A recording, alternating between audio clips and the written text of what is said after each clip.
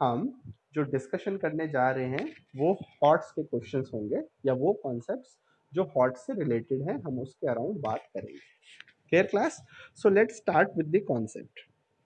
सो आज हम, जैसा हमने कहा है, आज की क्लास में हमारा जो मेन फोकस रहेगा वो कॉन्सेप्ट्स के ऊपर रहेगा। ठीक है, we will discuss certain concepts, ठीक है, जो एग्जाम से पहले या फिर जब हम अपने सिलेबस को फिनिश करते हैं, डिफरेंशिएशन के फंडामेंटल कॉन्सेप्ट जब हम खत्म कर लेते हैं, तो उसके बियॉन्ड भी हमें कुछ चीजें पता होनी चाहिए। तो वो काम हम किस तरीके से करते हैं। ठीक है क्लास, तो आज की क्लास में हम वही डिस्कशन करने जा रहे हैं। सो let's start with the concept number 1। जैसे मैंने कहा है क्लास, कॉन्सेप्ट्स को अच्छे से समझना। ये कॉन्सेप्ट है, मतलब इसके अंदर अगर मैं 2 क्वेश्चन करा रहा हूं तो सिर्फ उन 2 क्वेश्चंस की बात नहीं हो रही है। आप जितने भी क्वेश्चंस उस कैटेगरी में फॉल करते हैं, उन सारे क्वेश्चंस को उस कॉन्सेप्ट से सॉल्व कर सकते हो। ठीक है, चलिए क्लास स्टार्ट करते हैं first concept. Now first concept is second order derivative of parametric function. आपको पता है क्लास की जब हम फंक्शंस की बात करते हैं तो, just a second, okay class, बीच में कुछ थोड़ा सा प्रॉब्लम आ गया था, चलिए ठीक है। सो आइडिया इज कि हम जब बात करते हैं कॉन्सेप्ट्स की, तो पहला कॉन्सेप्ट हमारा है सेकंड ऑर्डर डेरिवेटिव। स्पेस की कमी की वजह से मैंने एसओडी से रिप्रेजेंट किया है। तो second order derivative of parametric function. Parametric function का सेकंड ऑर्डर डेरिवेटिव हम किस तरीके से कैलकुलेट करते हैं, हम उस पर बात करेंगे। आपको पता है क्लास, जो लास्ट एक्सरसाइज एनसीईआरटी के अकॉर्डिंग हम बात करते हैं, एक्सरसाइज 5.7, तो उसमें आपने सेकंड ऑर्डर डेरिवेटिव पढ़ा है। बट वो सेकंड ऑर्डर डेरिवेटिव अगर आपने ध्यान दिया हो तो वो second order derivative explicit function का है। अगर हम इम्प्लिसिट फंक्शन की बात करें तो एक पॉइंट तक हम उसमें भी सेकंड ऑर्डर डेरिवेटिव कैलकुलेट कर सकते हैं, कोई प्रॉब्लम नहीं है। But my question is, my problem is कि अगर हमारे पास कोई पैरामेट्रिक फंक्शन है, फॉर एग्जाम्पल हमने कुछ ऐसा कहा कि हमारे पास एक फंक्शन है x equals to let us say T square, and हमने कहा y equals to T cube, यानी कि x और y डायरेक्टली आपस में रिलेटेड नहीं है, they are related with some third parameter which is t। In that case अगर आपको डिफरेंशिएशन में सेकंड ऑर्डर डेरिवेटिव निकालना हो तो आप कैसे निकालते हो?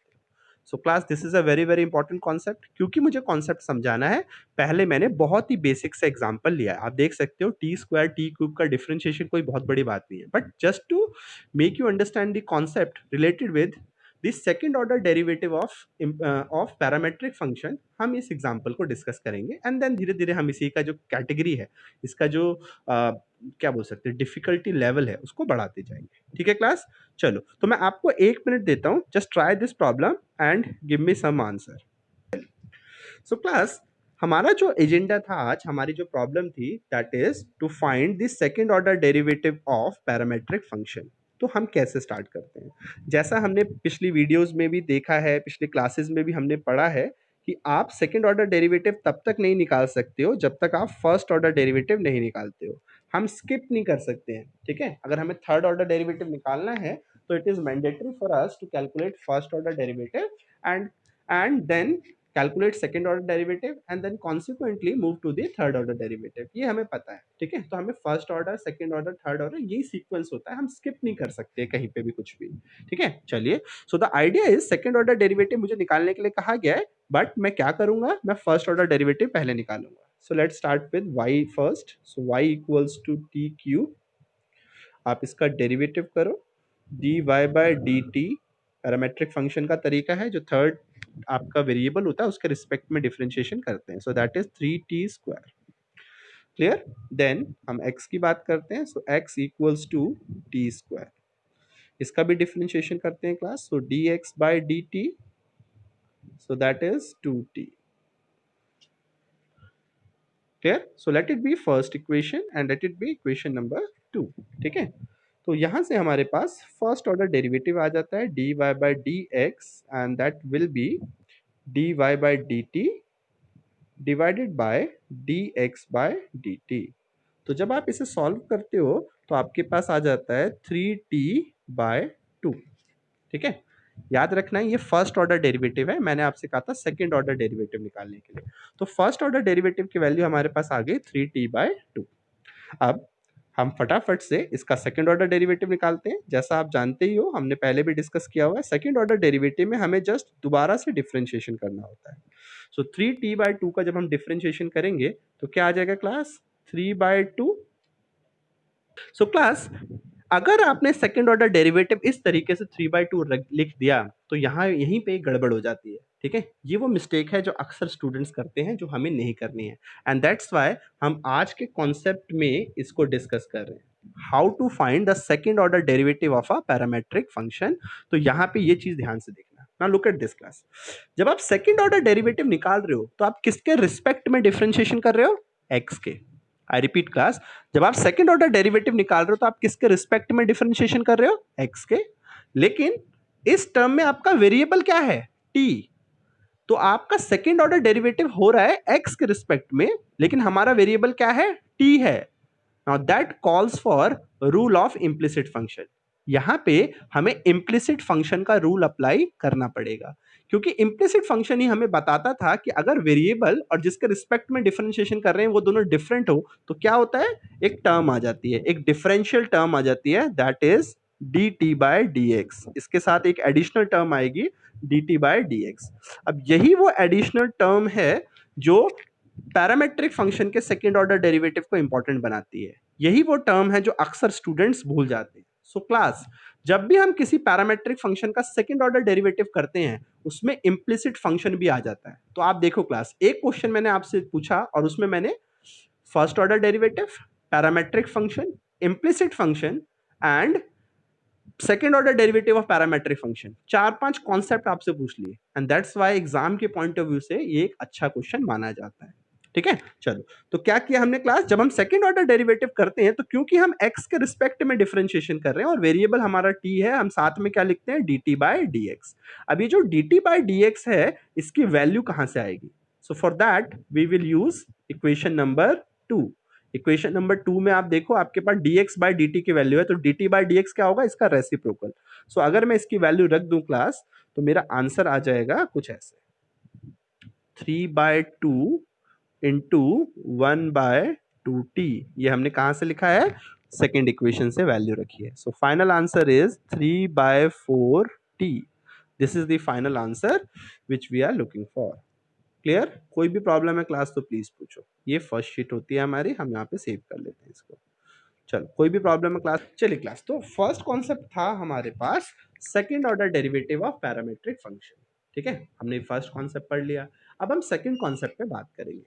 जो हमारा सेकंड कॉन्सेप्ट है वो सेकंड कॉन्सेप्ट हमारा बात करता है how to differentiate one function with respect to another function. आपने अभी तक क्या किया है? आप हमेशा अभी तक ऐसे करते हो class, dy/dx।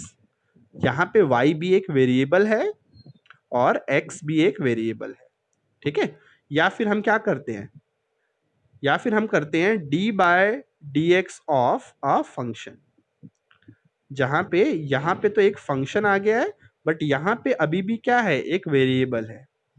Now my concept is, जो हमारा अगला कॉन्सेप्ट है वो है मान लो मैं एक फंक्शन का डिफरेंशिएशन करना चाहता हूं, लेकिन ये डिफरेंशिएशन मैं किसी दूसरे फंक्शन के रिस्पेक्ट में करना चाहता हूं, तो कैसे होगा क्लास? ठीक है, so this is the basis of our concept 2।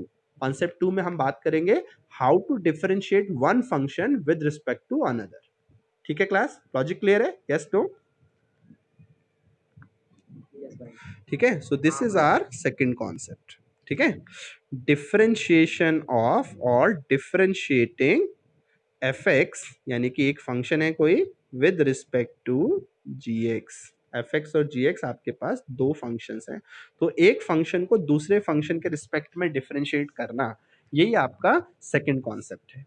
ठीक है, तो कैसे करते हैं क्लास? डायरेक्टली मैं एक एग्जांपल लेता हूं। ठीक है, क्योंकि आप देखेंगे जितने भी कॉन्सेप्ट हम डिस्कस कर रहे हैं उसमें नया कुछ नहीं है। जैसे पिछले वाले एग्जांपल में भी नया कुछ नहीं था, but implicit function, parametric function, 2-3 चीजें एक ही क्वेश्चन में अप्लाई हो रही थी। तो आज हम सीधा एग्जांपल्स पे स्टार्ट कर सकते हैं, क्योंकि इंडिविजुअली हमने सारे कॉन्सेप्ट सीख लिए।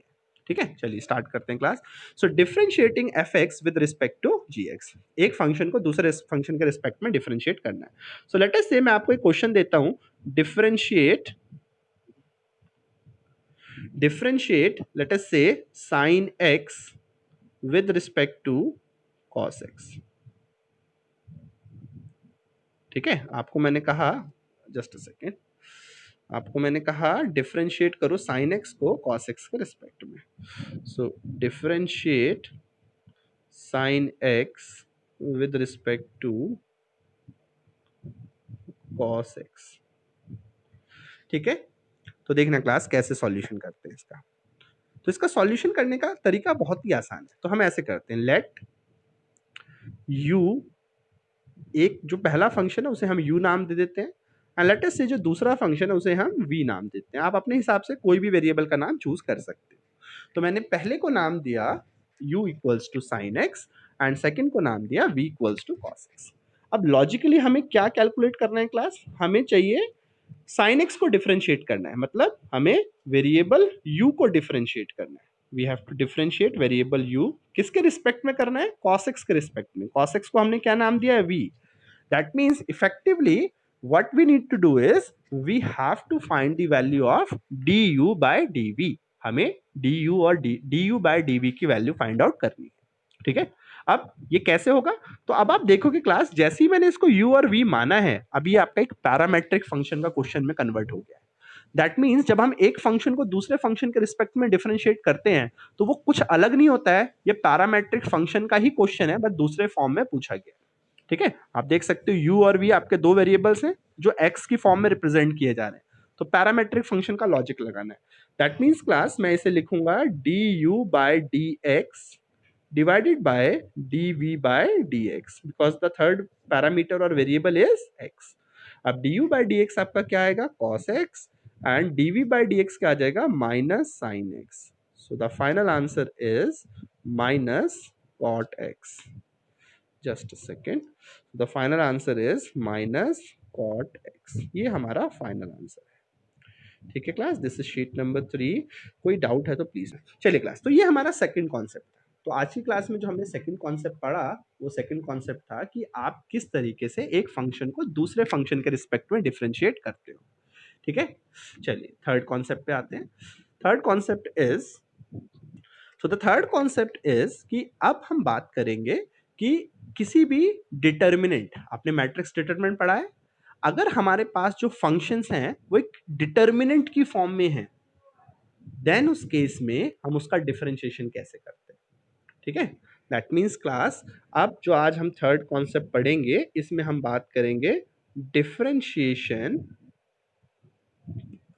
Of a determinant. ठीक है, याद रखने वाली बात यह है कि इस डिटर्मिनेंट में जो सारे के सारे वेरिएबल्स होंगे, सारे के सारे एलिमेंट्स होंगे, सॉरी, वो सारे के सारे एलिमेंट्स आपके फंक्शंस होंगे। ठीक है, आपको पता है डिफरेंशिएशन, जब हम डिटर्मिनेंट पढ़ते हैं तो डिटर्मिनेंट के अंदर कांस्टेंट नंबर्स आपने पढ़े थे, है ना। सो यहाँ पे जो हम डिटर्मिनेंट पढ़ेंगे उस डिटर्मिनेंट में, ठीक है, कांस्टेंट नंबर की जगह पर फंक्शंस होंगे एज एन एलिमेंट।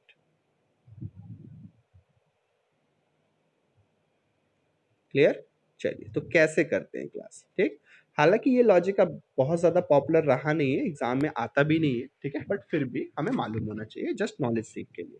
ठीक है, चलिए क्लास, तो मैं एक छोटा सा एग्जांपल लेता हूँ। ठीक है, तो सपोज मैंने कहा कि मेरे पास एक डिटर्मिनेंट है जिसे मैं a से रिप्रेजेंट कर रहा हूँ। लेट अस से a एक डिटर्मिनेंट है जिसे हम लिख रहे हैं कुछ ऐसे, एक्स स्क्वायर वाई स्क्वायर, और वी कैन से दैट आज हम बात करेंगे डिफरेंशिएशन ऑफ डिटरमिनेंट। मैं जस्ट बात कर रहा हूँ सिंगल वेरिएबल वाले क्वेश्चन जिसमें सिर्फ एक ही वेरिएबल होता है। मल्टीपल वेरिएबल्स वाले क्वेश्चंस की बात हम नहीं करेंगे, सिलेबस का पार्ट नहीं है। तो जस्ट मैं अज्यूम कर लेता हूँ x square sine x and cos x. ठीक है, फिर मैंने लिखा यहाँ पर 10x x cube log x,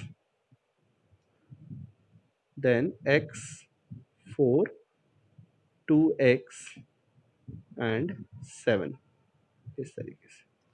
ठीक है क्लास, तो सपोज हमारे पास जो क्वेश्चन है वो अब एक डिटर्मिनेंट की फॉर्म में है। हमें एक डिटर्मिनेंट दिया गया है, डिटर्मिनेंट में बस फर्क इतना है कि हमारे पास जो डिटर्मिनेंट है उसके अंदर सारे के सारे जो एलिमेंट्स हैं वो फंक्शंस हैं, और हमें कहा जाता है अब डिफरेंशिएट करो, find the derivative of this determinant. ठीक, तो अब हम कैसे करेंगे, तो देखो क्लास, हम इसका डिफरेंशिएशन करते हैं, d a by d x. That means हम डिटर्मिनेंट को x के रिस्पेक्ट में डिफरेंशिएट करेंगे। क्या तरीका होता है इसका? इसका डिफरेंशिएशन करने का तरीका बिल्कुल सिंपल होता है क्लास, ठीक है। आप रो वाइज डिफरेंशिएशन करना शुरू करोगे और कॉलम वाइज, क्योंकि हमें पता है डिटरमिनेंट में इसका तो कुछ फर्क पड़ता नहीं है। तो हम बात करेंगे कि अगर फर्स्ट रो में अगर हम रो वाइज चलना चाहते हैं तो पहले फर्स्ट रो का डिफरेंशिएशन करेंगे, सेकेंड रो और थर्ड रो को एज इट इज छोड़ देंगे, प्लस सेकेंड रो का हम डिफरेंशिएशन करेंगे, फर्स्ट और थर्ड रो को एज इट इज छोड़ देंगे। देन हम क्या करेंगे, नेक्स्ट थर्ड रो का डिफरेंशिएशन करेंगे और फर्स्ट और सेकंड को एज इट इज छोड़ देंगे, ठीक है। जो हम कह रहे हैं वो कुछ ऐसा है। Start like this. नंबर 1, आप फर्स्ट रो का डिफरेंशिएशन करो, सो दैट इज 2x, 10x का क्या हो जाएगा sec square x, and then x के पावर 4 का क्या हो जाएगा 4x क्यूब। फर्स्ट रो का आपने डिफरेंशिएशन किया, नेक्स्ट टू रोज को हमें कुछ नहीं छेड़ना, एज इट इज कॉपी करना है। सो sin x cos x x cube log x 2x and 7, ठीक है।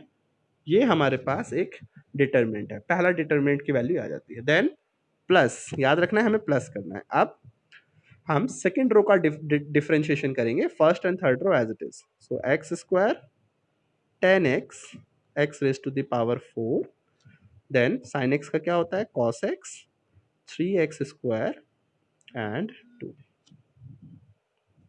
ठीक है। नेक्स्ट आपका जो थर्ड रो है वो एज इट इज कॉपी होगा, cos x log x and 7, ठीक है क्लास। प्लस लास्ट में अब की बार हम फर्स्ट रो और second row as it is copy करेंगे। So x square 10x x raise to the power 4 sin x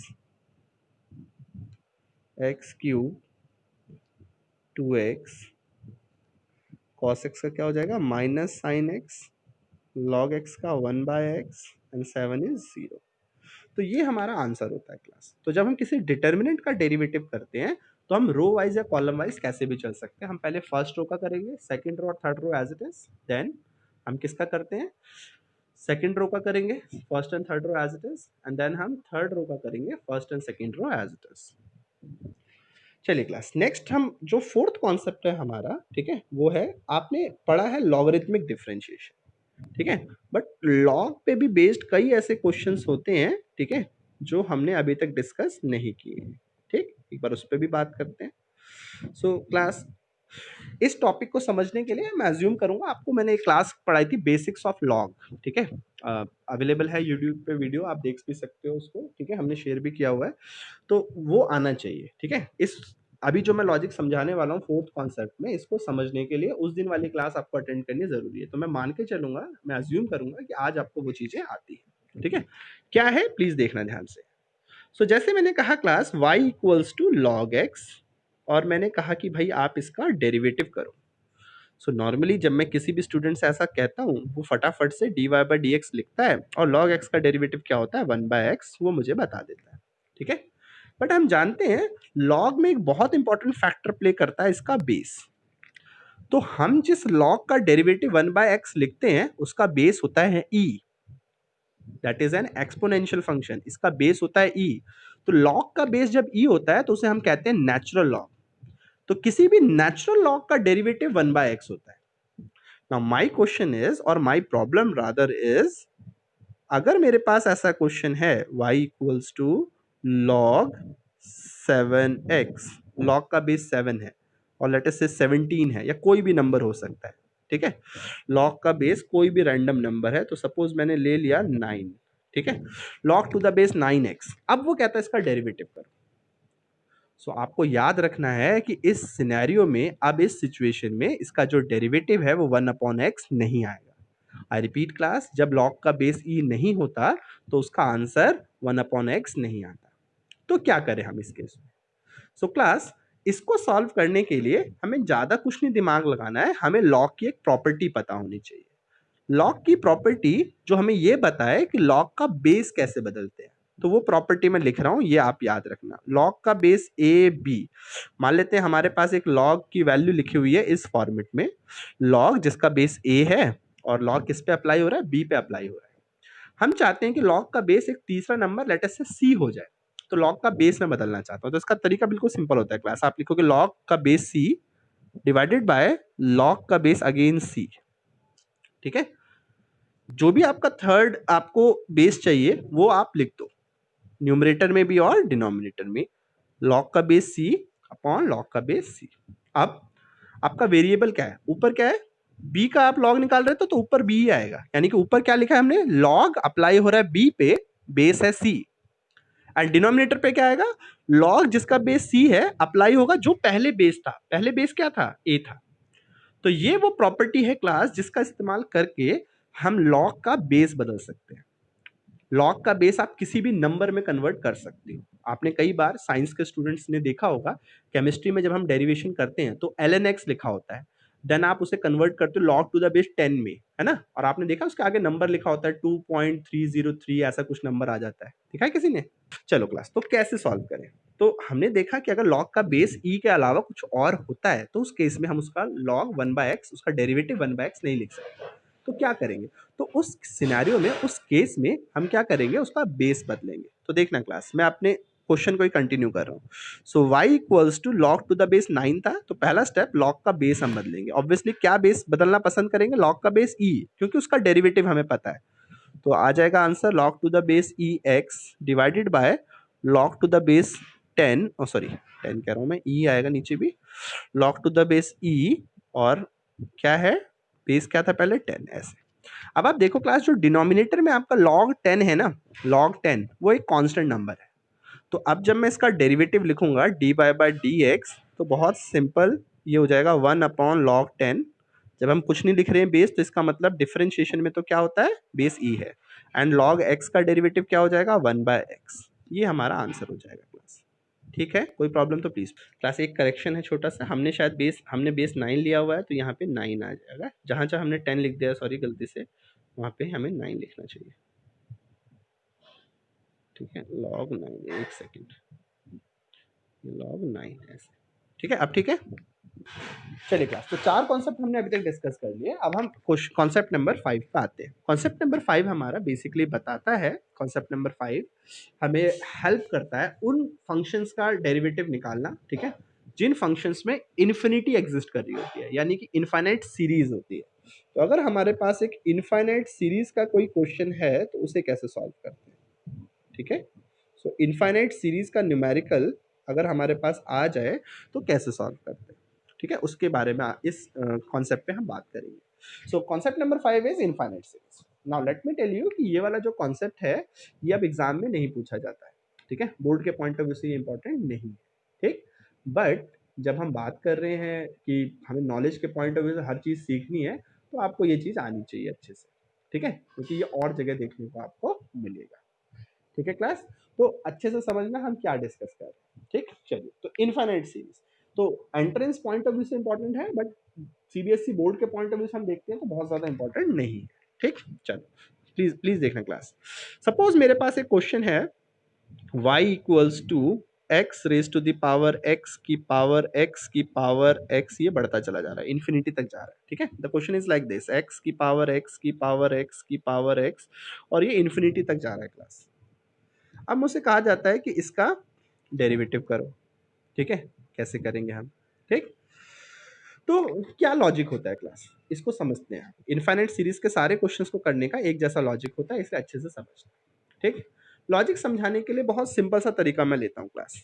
एक है, मान लेते हैं कि एक पर्सन है ए, एक दूसरा पर्सन है बी। ठीक है, मैंने ए से बोला कि यार मुझे ना 1 CR की जरूरत है, ठीक है, मुझे 1 करोड़ की जरूरत है, आप मुझे यार उधार दे दो, मैं 10 दिन बाद लौटा दूंगा। तो ए ने मुझे 1 करोड़ रुपए दे दिया। 10 दिन बाद जब मैं उसको पैसा रिटर्न करने गया, ठीक है, तो उसमें 100 रुपए कम थे। 1 करोड़ मैंने पूरा लौटा दिया, बस उसमें 100 रुपए कम थे। ठीक, चलिए दूसरा सिनेरियो लेते हैं। कुछ दिनों बाद मुझे फिर जरूरत पड़ी, मैंने बी से कहा यार मुझे 1 करोड़ रुपए की जरूरत है, तो बी ने मुझे 1 करोड़ ऑफर किया।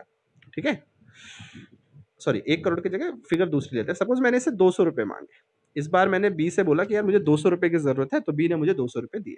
कुछ दिनों बाद मैं उसे जब वापस लौटाने गया तो मैंने उसे 100 रुपए कम देने चाहे, तो बी के साथ मेरा झगड़ा हो गया। ठीक है, बी मुझसे लड़ने लग गया, मुझे भुला भरा कहने लगा कि यार पैसे लिए वापस नहीं देते हो। तो आप देखो क्लास, मैंने आपके सामने 2 सिनेरियो रखे हैं। सिनेरियो 1 ए के साथ, मैंने ए के साथ भी पैसा लिया, उसे रिटर्न किया, 100 रुपए कम दिए। बी के साथ भी मैंने सेम काम किया, बी से पैसे लिए, उसको रिटर्न किए, लेकिन 100 रुपए कम दिए। ए ने मुझे कुछ नहीं कहा, बल्कि उसने मुझे अप्रिशिएट किया कि यार तुमने टाइम पे पैसे वापस कर दिए, लेकिन ए के साथ मेरा झगड़ा हो गया। आपको क्या लगता है क्लास, इस केस में क्या प्रॉब्लम रही होगी? बी ने क्यों लड़ाई की और ए ने क्यों नहीं किया? भाई बी का पहले आपने 50% दिया। अच्छा, और दोनों केसेस में देखो मैंने 100 रुपए नहीं लौटाए हैं बस। हाँ, तो क्लास बोलो बोलो बोलो सिद्धार्थ। भाई 200 रुपए के हिसाब से भाई 100 रुपए भाई ज्यादा अमाउंट है। Exactly. करोड़ के साथ 100 भाई एग्जैक्टली, बहुत सही। ठीक है, तो आइडिया क्या है क्लास कि जब हम बात करते हैं कंपैरिजन, ठीक है, हम जब कंपैरेटिवली डिस्कशन करते हैं तो हम देखते हैं कि 1 करोड़ के कंपैरिजन में 100 रुपए जो है वो बहुत ही छोटा अमाउंट है। जो अंकुर ने कहा कि परसेंटेज भी अगर हम इसका निकालेंगे तो बहुत छोटा परसेंटेज है। 1 करोड़ में 100 रुपए बहुत छोटा परसेंटेज है। बट यही काम अगर हम 200 के रिस्पेक्ट में देखें तो 200 के रिस्पेक्ट में 100 रुपए अब एक बड़ा अमाउंट हो जाता है। परसेंटेज वाइज वो 50% हो जाता है कि 50% कम मैं उसे पैसा वापस कर रहा हूँ, एंड इन दैट केस वो सिग्निफिकेंट हो जाता है। So you can see that class in that case, ठीक है, it the 100 rupees is not significant, जबकि इस केस में वही 100 रुपया सिग्निफिकेंट हो जाता है। ठीक है, इनफाइनाइट सीरीज में, ठीक है, यही लॉजिक हम लगाते हैं। सो मैं अभी जो लॉजिक निकालना चाहता था यहां से, जो क्रक्स हमारा निकलना चाहिए था वो ये था कि अगर मैं किसी को 1 करोड़ रुपए दूं या उसमें 100 रुपए कम करके दूं, दोनों ही 1 करोड़ ही कंसिडर किए जाते हैं। ठीक है क्लास, यही लॉजिक मैं यहां पर यूज करूंगा जब मैं इनफाइनाइट सीरीज के क्वेश्चंस को सॉल्व करने जाता हूं, तो एग्जैक्टली सेम लॉजिक मैं यूज करता हूं। ठीक है, प्लीज ध्यान से देखना। तो आपका क्वेश्चन क्या है? आपका क्वेश्चन है x raise to the power x की पावर एक्स की पावर एक्स की पावर एक्स, ये चलता चला जा रहा है। ये किसके बराबर है? वाई के बराबर है। नाउ लेट अस से कि ये जो x है इसको मैं थोड़ी देर के लिए इग्नोर कर देता हूं। ठीक है, इसको मैं यहां से डिलीट कर देता हूं। तो क्या ये बची हुई सीरीज को भी मैं y कह सकता हूं? तो आंसर इज यस, मैं कह सकता हूं ऐसा, because it is an infinite series. एक इनफाइनाइट सीरीज में अगर हम एक टर्म हटा भी देंगे तो हमें कोई फर्क नहीं पड़ेगा। 1 करोड़ में 100 रुपए कम भी देंगे तो कोई फर्क नहीं पड़ेगा। इनफाइनाइट सीरीज के साथ भी यही लॉजिक है। तो लॉजिकली हम क्या देखते हैं क्लास, हम इनफाइनाइट सीरीज के क्वेश्चन में हमारा जो पहला कॉन्सेप्ट होता है वो होता है कि इनफाइनाइट सीरीज का कॉन्सेप्ट खत्म करो, just eliminate infinity from that series. And उसके लिए हम करते क्या है, हम सब्सटीट्यूशन यूज करते हैं। और सब्सटीट्यूशन का लॉजिक क्या होता है कि अगर हम एक टर्म कम को रखकर भी बाकी की पूरी सीरीज को नाम देंगे तो वो कोई नाम में गड़बड़ नहीं है, वो दोनों एक एग्जैक्टली सेम होते हैं। ठीक है, चलो इसी लॉजिक को मैं अपने क्वेश्चन पे इंप्लीमेंट करता हूं class. Now look at this. तो हमारा क्वेश्चन था y equals to x raise to the power x raise to the power x, तो मैं यहां लिख सकता हूं x raise to the power y। क्या क्लास में ऐसा लिख सकता हूं? क्योंकि x की पावर में जो सीरीज है, x की पावर x की पावर x x की पावर x, वो भी एक इनफाइनाइट सीरीज है which is equivalent to y, जो y के बराबर है। तो देखो क्लास मैंने क्या किया, मैंने उस इनफाइनाइट सीरीज की जगह y रख के मैंने क्या किया, मैंने अपने क्वेश्चन से इन्फिनिटी वाला जो कॉन्सेप्ट था वो हटा दिया, एंड हमारे जो क्वेश्चन था उसके अंदर हमने एक सब्सटीट्यूशन भी कर दिया। तो सब्सटीट्यूशन करके हमने इन्फिनिटी का कॉन्सेप्ट हटा दिया। अब इसका डिफरेंशिएशन कैसे होगा, हमें तो dy बाई dx निकालना होता है। तो आप देख सकते हो आरएचएस में फंक्शन की पावर में फंक्शन है, लॉग लगाना पड़ेगा। So log y equals to y log x, and rest आपको पता है किस तरीके से करना है। मैं पहला क्वेश्चन है मैं कंप्लीट कर देता हूं, 1/y dy by dx। Sorry, चलो तो 1/y dy by dx equals to product rule लगाएंगे, y log x का 1/x प्लस log x साथ में dy बाई dx। ठीक है क्लास, और अब मैं जब dy बाई dx कॉमन लूंगा LHS में लेके जाके उसे, तो 1/y माइ log x, ये हमारा बराबर हो जाएगा y/x के। ठीक है, एंड अब मैं डायरेक्टली आंसर लिखता हूँ। सो dy बाई dx एलसीएम लेने के बाद जब आप क्रॉस मल्टीप्लाई करोगे तो ये बनेगा y square upon x times 1 minus y log x। ये हमारा फाइनल आंसर हो जाएगा क्लास। ठीक है, कोई प्रॉब्लम है क्लास प्लीज पूछो। इनफाइनाइट सीरीज के क्वेश्चंस को सॉल्व करने का मेथड। तो सपोज क्लास एक और क्वेश्चन करके देखते हैं। ये क्वेश्चन है हमारे पास और हमसे कहा जाता है कि इसको सॉल्व करो। तो अगेन हम पहले इन्फिनिटी का कॉन्सेप्ट रिमूव करेंगे सब्स्टिट्यूट करके। सो x प्लस वाई, हम इसे ऐसे लिख सकते हैं। ठीक है, आप देख सकते हो बाकी की सीरीज को भी हम y लिख सकते हैं बिकॉज इनफाइनाइट है, इनफाइनाइट सीरीज है। अगर हम एक टर्म कम भी लिखेंगे तो कोई फर्क नहीं पड़ेगा। ठीक है क्लास, ये लॉजिक तो सबको क्लियर है? बोलो। हाँ जी क्लास, ये क्लियर है लॉजिक सबको? हाँ भाई। चलो अब क्या करेंगे, squaring both sides. So y square equals to x plus y. ठीक है, अब डिफरेंशिएशन कर देते हैं। So 2y dy by d x equals to 1 plus d y by d x. तो हम d y by d x को एक तरफ लेकर आएंगे, कॉमन लेंगे, तो हमारे पास आ जाएगा d y by d x 2y minus 1 equals to 1। And यहाँ से d y by d x की जो वैल्यू आ जाएगी वो आ जाएगी 1 अपॉन 2y माइनस 1। ये हमारा आंसर है। ठीक है क्लास, कोई डाउट है तो प्लीज। चलिए क्लास, लास्ट कॉन्सेप्ट है आज की क्लास का हमारा, ठीक है, that is derivative of modulus function. जो मॉड फंक्शन होता है इसका डेरिवेटिव अगर हमें करने के लिए कहा जाए तो हम कैसे करते हैं? ठीक है, so let's take an example. हमसे कहा गया कि भाई y इक्वल्स टू मॉड x है और आपको क्या करना है, dy by d x find out करना है। ठीक है, हम dy by d x calculate करना चाहते हैं, तो कैसे करेंगे?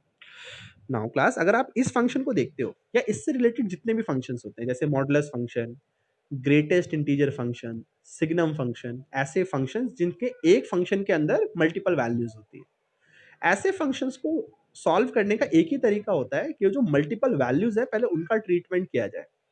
यानी कि इसके अंदर जो बहुत सारी वैल्यूज हैं, ठीक है, पहले हम उसके साथ डील करेंगे। जैसे इस केस में मैं इसे क्या करूंगा, पहले मॉडुलस को ब्रेक करूंगा। y इक्वल्स टू, मैं इसे लिखूंगा minus x and plus x, जो आप मॉडुलस फंक्शन में करते हो।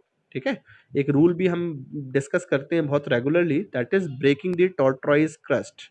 ठीक है, टॉर्टोइज का जो पिछला हिस्सा होता है वो बहुत स्ट्रांग होता है, तो उस कवच को अगर हम तोड़ देंगे तभी हम क्वेश्चन में कर पाएंगे। तो मॉडुलस हो, ग्रेटेस्ट इंटीजर फंक्शन हो, सिग्नम फंक्शन हो, हर केस में आपको क्या करना होता है, वो जो बाहर का फंक्शन है ना, ब्रैकेट लगा हुआ है, मॉडुलस लगा हुआ, पहले उसे हटाओ। हटा दिया हमने, अब डिफरेंशिएशन करो। अब हम सीधा डिफरेंशिएशन कर सकते हैं। ठीक है, डिफरेंशिएशन कैसे होगा, दोनों टर्म्स का अलग अलग। तो माइनस एक्स का 1 आ जाएगा, प्लस एक्स का प्लस 1 आ जाएगा। ठीक, और हमारे पास आ जाएगा x less than 0 and x greater than equals to 0। ये हमारा आंसर होगा क्लास। किसी भी मॉडुलस फंक्शन का डेरिवेटिव आप देख लो किस तरीके से हम करते हैं।